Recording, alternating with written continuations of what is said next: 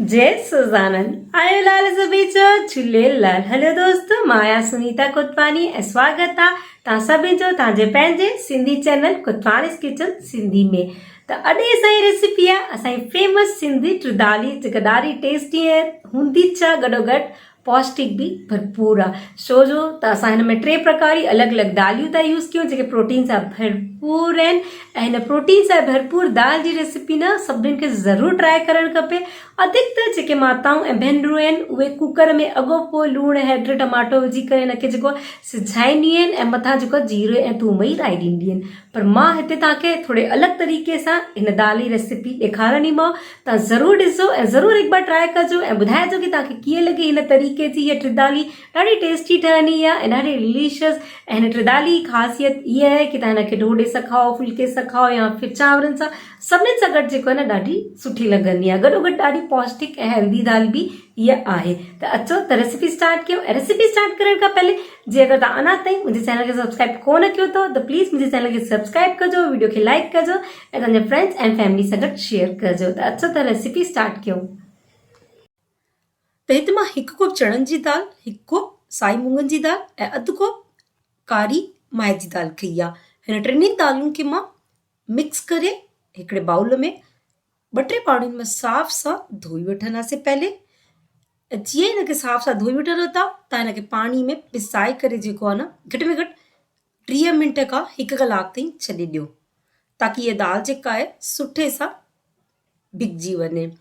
त हाणे अधु घंटे खां पोइ मां हिन दाल खे चेक कयो, ॾिसो सुठे सां दाल जेका आहे न पिसी वई आहे। हाणे हिन दाल खे मां विझंदमि कुकर में ऐं हिकु दफ़ो वरी से सुठे सां साफ़ पाणी में धोई करे हिन दाल में जेको आहे न पाणी विझी करे असां हिनखे 4-5 सीटियूं ॾियारे वठंदासीं।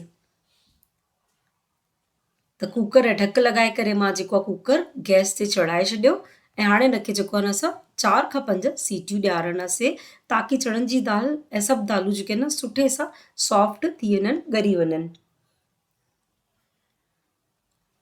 त ॾिसो हिते 5 सीटियुनि खां पोइ दाल जेका आहे सुठे सां सॉफ्ट थी चुकी आहे ऐं सिझी वई आहे सुठे सां। हाणे हिन में जेको आहे न तव्हां पंहिंजे हिसाब सां पाणी विझी करे हिनखे हल्के हथनि सां मैटे वठो। चणनि जी दाल जेका आहे न सफ़ा ॻाढ़ जो न हल्का पीस हूंदा आहिनि न त सुठा लॻंदा आहिनि। ऐं तईअ में मां हाणे हिते 1 केवी तेल खयो ऐं जीअं ई तेल सुठो गरम थींदो मां हिन में विझंदमि अधु चमचो जीरो, 1 तेज पत्तो ऐं नंढिड़ो हिकिड़ो टुकड़ो दालचीनीअ जो।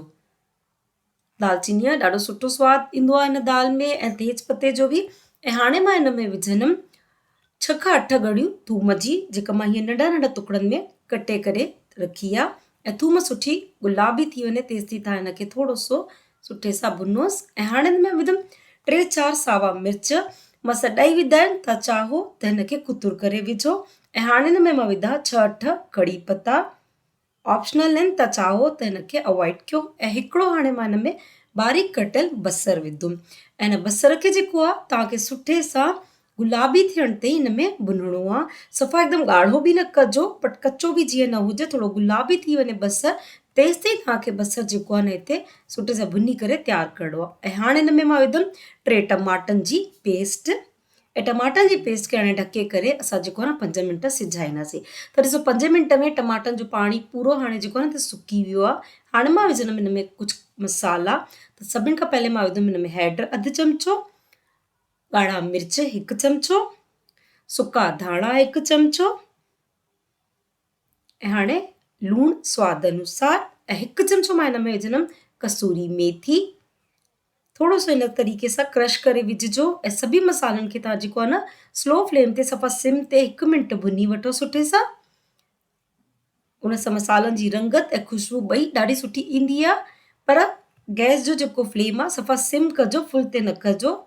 ऐं उन खां पोइ जेका दाल मां उॿारे करे मिक्स करे रखी आहे, पाणी मिक्स करे ठाहे करे, उहा दाल जेका आहे हिन में असां विझंदासीं। त ॾिसो मसाला जेका ॾाढा सुठा सिझी विया आहिनि, कलर बि ॾाढो सुठो अची वियो आहे हाणे ग्रेवी में। ऐं हाणे हिन में तव्हां विझो दाल ऐं दाल खे सुठे सां तव्हां हिते मिक्स करे जेको आहे न 4-6 टकव ॾियारो। टकव तव्हां ज़रूरु ॾियारजो, छो जो त सुठे सां टकव ॾियारण सां सॼी दाल में मसालनि जो जेको फ्लेवर आहे, जेका ख़ुशबू आहे उहा सुठे सां ईंदी आहे। अक्सर माण्हू जेके न हिन स्टेज में बसि दाल मिक्स करे जेको आहे बंदि करे छॾींदा आहिनि या हिकु ड्रक वायो बंदि करे छॾींदा आहिनि। उहो कमु तव्हांखे न करिणो आहे। हिन में ढके करे तव्हां पहले 2 मिंट सिझायोसि, उन खां पोइ हुन में जेको पाणी तव्हांखे ज़रूरत लॻे थी त थोरो घणो पाणी विझोसि ऐं सुठे सां तव्हांखे हिनखे न 8-10 ट्रक हिनखे ॾियारो, लॻभॻि 4 खां 5 मिंट हिनखे तव्हां जेको आहे न फुल ते सिझायोसि ऐं हाणे हिन में तव्हां विझोसि अधु चमिचो गरम मसालो ऐं थोरा सा सावा धाणा ऐं हिनखे सुठे सां मिक्स कयोसि। गरम मसाले सां ॾाढो ई सुठो फ्लेवर ईंदो आहे हिन दाल में। ऐं हाणे हिन दाल खे अचो त असां सर्व कयूं ऐं तव्हां हिन दाल खे खायो त चांवरनि सां खायो उहो बि ॾाढी सुठी लॻंदी आहे, रोटियुनि सां खाओ उहो बि ॾाढी सुठी लॻंदी आहे, जे फुल्कनि सां खाओ जंहिंसां बि गॾु तव्हांखे पसंदि हुजे। इहा दाल जेका आहे न हिन फ्लेवर ॾाढो ई सुठो ईंदो आहे।